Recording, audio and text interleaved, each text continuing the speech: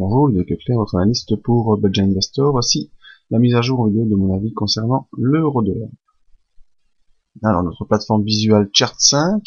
Alors, l'euro-dollar, je vous avais signalé lors d'un briefing, bien que nous avions ici un double top qui aurait une pression, qui engagerait donc une pression baissière qui a mis du temps à se mettre en place. D'ailleurs, j'ai été un peu surpris la date du 8 mai, c'est-à-dire mercredi, de voir cette bougie revenir au-dessus de la zone des 1,3126.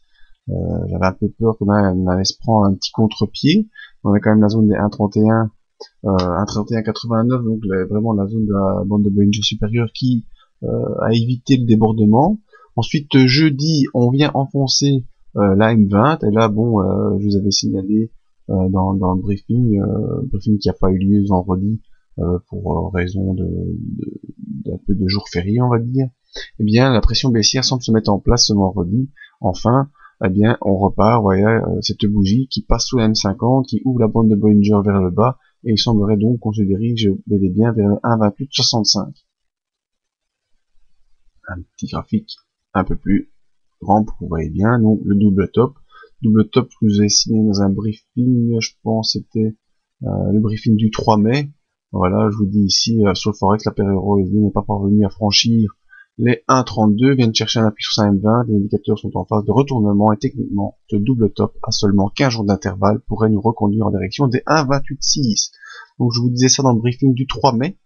Il semblerait que ce jour, on ait la confirmation de cette impression technique, donc je vous ai laissé l'indication de double top, et maintenant on repart vers les 1,2865. Voyons ce que nous disent les indicateurs. Les indicateurs comme le RSI sont bel et bien en train de décroître, signal de perte de la puissance. Et le MACD a croisé à la baisse, et un sous son signal qui se retourne également à la baisse.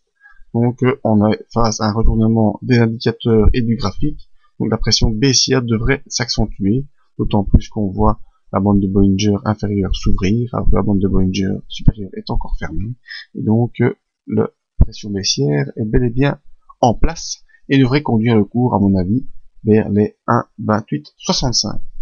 Donc ce signal de fin de semaine nous a été donné le 3 mai, il s'est mis en place à partir du 9 mai, ce sont des signaux que je vous donne parfois via le briefing.